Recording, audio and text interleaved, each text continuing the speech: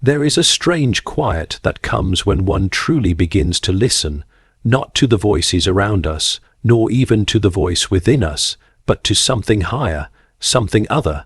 The world clamors for our attention, endlessly calling out through distractions, demands, and desires. Yet the soul, if it is to be nourished, must first withdraw. It must learn to look up instead of outward, inward only in as much as it is seeking the one who formed it. And that, my friends, requires focus. Not the kind of focus that tightens the jaw or narrows the eyes, but the kind that opens the heart and bends the will. To focus on God is to turn deliberately away from everything that clamors for importance, and to lift the eyes beyond the fog of the temporary.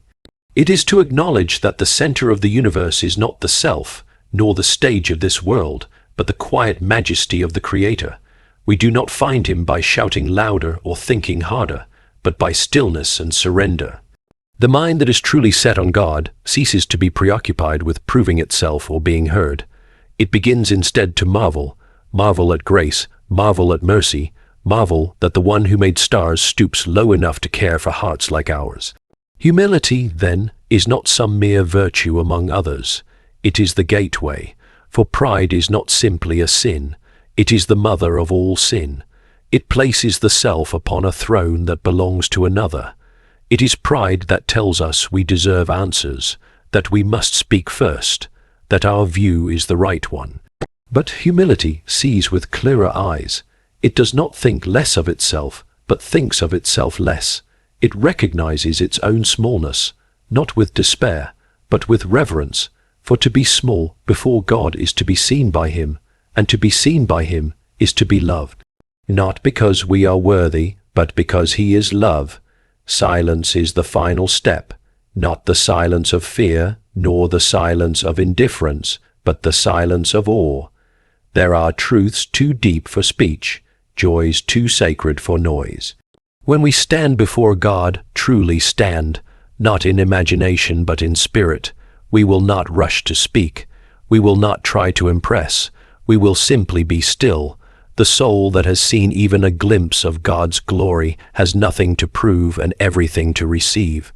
And sometimes the most faithful prayer is the one that says nothing at all. This kind of silence is an act of trust. It is saying, I do not need to control this moment. I do not need to defend myself. I do not need to be noticed. I only need to abide. We are so quick to fill the air with our anxieties, our ambitions, our explanations. But heaven speaks most clearly into quiet hearts. If we could but quiet our minds long enough, we might hear not the thunder but the whisper that tells us who we truly are, not what the world calls us, but what the Maker declares. So focus. Focus not on your failures or your fears, but on the face of God. Humble yourself, not because you are worthless, but because he is worthy, and stay silent, not forever, but long enough to remember that your voice was never meant to replace his. Let the silence speak. Let it become the place where faith grows, where love roots deeply, and where the soul finds its true home, not in noise, not in pride, but in the stillness where God is. True focus on God requires detachment from the noise and demands of the world. To focus on God in a world that is constantly pulling at our attention is no small feat.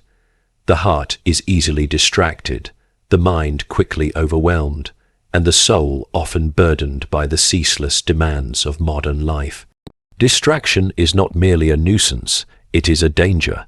It pulls our gaze downward, shifts our priorities, and subtly alters our affections. One need not be deliberately rebellious to drift away from the divine.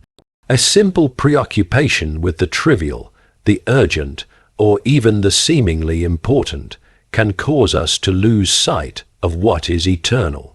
It begins slowly, imperceptibly, a missed prayer here, a rushed morning there, a failure to ponder or give thanks, and before long we find ourselves spiritually famished, not because God has left, but because our eyes have wandered. True focus on God requires a deliberate turning of the soul.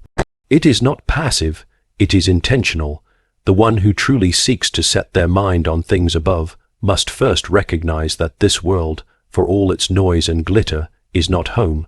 The sights and sounds around us are fleeting, constantly shifting, rarely satisfying. They demand our time, energy, and devotion, but offer little in return. In contrast, God calls us into stillness, not to withdraw in fear, but to reorient in truth. It is in the quiet spaces that we begin to hear what matters most. Silence becomes a sanctuary, not of emptiness, but of clarity.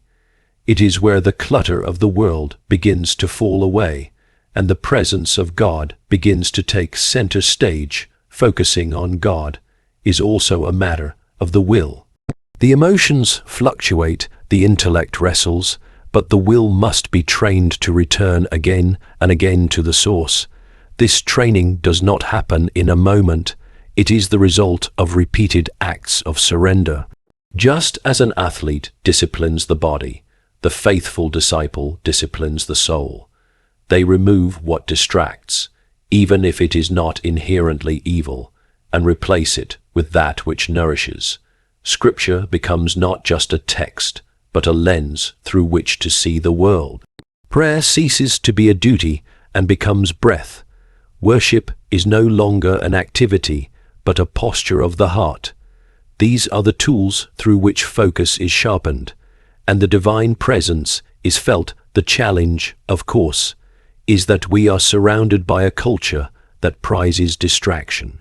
To be constantly stimulated, constantly entertained, and constantly busy has become the new measure of success. To say no to the noise feels countercultural, even radical, but it is in this refusal that the soul begins to live. The more we practice turning our eyes toward God, the more we recognize how little the world can truly offer. The glitter begins to fade, the pressure to perform begins to ease, the desire to be seen by others is replaced by the joy of being seen by Him. And in that gaze, the soul is changed. It becomes quiet, content, and courageous, not because of its own strength, but because it is anchored in something that cannot be shaken. To focus on God is not to ignore reality, it is to see it rightly. It is to recognize that behind every good gift is the giver, and that every trial is an invitation to draw near rather than to despair. It is to understand that our days are numbered, not in a morbid sense, but in a way that grants urgency to what truly matters. When the soul is fixed on the eternal, the temporary begins to fall into place. Decisions are made not based on comfort, but on calling. Relationships are approached not with selfishness, but with reverence. Time is no longer wasted because it is seen as holy. This kind of focus brings freedom, freedom from comparison, from anxiety, from the gnawing need to prove or possess. It does not come quickly, and it must be renewed daily, sometimes moment by moment, as the soul fights to keep its gaze on what is unseen, but more real than anything visible. Humility is the posture that opens the soul to divine presence and grace. Humility is not thinking less of oneself, but recognizing the truth of one's position before the eternal. It is the sober acknowledgement that we are creatures and not the Creator, that we are finite and not infinite, that we are sustained moment by moment by a grace we neither earn nor control. Humility removes the illusion that we are the center of all things. It dismantles the facade of self-sufficiency and exposes the deeper reality, that all good things come from above, and that without the sustaining hand of the divine, even our breath is borrowed. The proud heart sees no need for God. The humble heart cannot imagine a moment without Him. To humble oneself is not to deny one's worth, but to understand that that worth is derived, not created within. It is gifted, not achieved in the world's eyes. Humility often appears as weakness. The culture celebrates pride, self-promotion, and independence. The louder the voice, the stronger the persona, the more attention it receives. Yet in the divine economy, The last are first, the meek inherit the earth, and the one who kneels is the one who is lifted. The paradox of humility is that by lowering oneself, one is elevated in the eyes of God. But that elevation is not the aim. The aim is surrender. It is the relinquishing of one's claim to the throne of their own life. It is the quiet confession that we are not wise enough to guide ourselves, not strong enough to carry our burdens alone, and not righteous enough to stand unassisted. True humility is not self-hatred, nor is it the mask of false modesty. It does not draw attention to itself with quiet boasts or pious pretenses. Rather, it is marked by simplicity, gratitude, and an open heart. The humble do not compare themselves to others, for they are too aware of their own dependence on grace. They do not speak much of themselves because they are preoccupied with something greater. They are not easily offended because their ego is not their God. They are quick to forgive because they know how much they have been forgiven. And they are slow to judge because they understand the weight of their own imperfections. Humility is not something that comes naturally to the human heart. It must be cultivated, often through suffering, often through the stripping away of illusions. Trials become the schoolhouse for the soul, where pride is broken and self-reliance is shattered.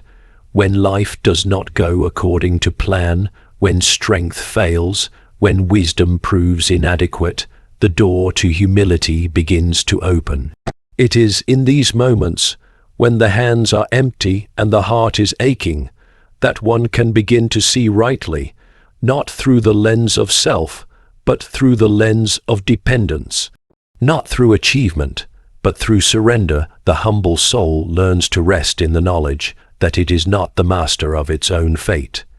It embraces the limitations of humanity and finds peace in knowing that there is one who is limitless. It finds joy not in applause, but in obedience. It values truth over image, substance over appearance, and in doing so, it becomes more free, not less. Free from the exhausting burden of trying to be enough. Free from the need to control how one is perceived. Free from the tyranny of ego that demands constant affirmation and recognition. Humility opens the door to wisdom, for only the humble can be taught. It opens the door to love, for only the humble can see others as more than means to an end. And it opens the door to communion with God, for only the humble are small enough to enter the narrow way. Sacred silence allows the heart to hear what pride and noise drown out. Silence is not merely the absence of sound, it is the presence of depth. In the sacred stillness, where the noise of the world recedes, the soul begins to awaken to truths too profound to be spoken aloud. In a culture where every opinion must be voiced, every thought shared, and every moment filled with stimulation, silence becomes a radical act of trust. To remain silent before God is not to retreat in fear, but to posture the heart in reverence. It is to acknowledge that not all things need immediate answers, not every emotion needs to be aired, and not every situation calls for human commentary. Silence is the language of surrender, a wordless confession that God is wiser than our reasoning and closer than our speaking. To stay silent is not to be passive, but to become deeply engaged with something higher than human reaction. It is a way of stepping back from the frantic rhythm of performance and stepping into the unshakable presence of the eternal. When the lips are closed, the heart can finally begin to listen. There are truths that cannot be shouted, only received. There are comforts that cannot be delivered through noise, only discovered in quiet. Silence allows the clutter of thoughts and feelings to settle so that clarity may rise. It invites the soul to sit with discomfort, to resist the urge to escape with words, and to instead lean into the refining fire of stillness. Silence is also an act of humility. It refuses to insist on its own importance. It does not rush to justify, to explain, to defend, or to impress. It waits, it listens, it yields. This is not the silence of defeat, but the silence of confidence, a deep, unshakable assurance that the one who sees in secret also speaks in secret. There is no need to fill the air with petitions when the heart is already known. There is no need to strive for eloquence when the Spirit intercedes beyond words. In the holy hush, we remember that we are not heard for our many words, but for our sincere hearts. And in that memory, we rest in the Scriptures. Some of the most profound encounters with God took place in silence. The still, small voice did not come in the wind or the earthquake or the fire, but in a gentle whisper. Job, after all his questions and complaints, covered his mouth when God finally spoke. Christ himself, when accused, chose silence over defense. There is a time to speak, but there is also a time to be still. In the stillness, we make space for awe. We make room for wonder. We give permission for mystery to remain mystery. To stay silent also guards the soul against many dangers. Words spoken in haste can wound. Arguments entered in pride can destroy peace. Responses made from fear can mislead. But silence creates a pause, and in that pause, wisdom can enter. The one who learns to be silent becomes slow to anger, slow to judge, and slow to despair. Silence is not a void but a vessel, holding within it the possibility of divine encounter. It is the soil where trust grows, where hope deepens, where love finds its truest form. Those who live in silence learn to speak with weight. Their words are fewer, but they are full. Their presence is quieter, but it carries peace. Their counsel is slower, but it reflects heaven. Silence does not diminish a person. It refines them. It allows space for God to act, to reveal, to transform. It teaches patience in an impatient world, reverence in a flippant age, and depth in a shallow culture. And through it, the soul learns that God is not merely heard in thunder, but in the gentle quiet where no words are needed.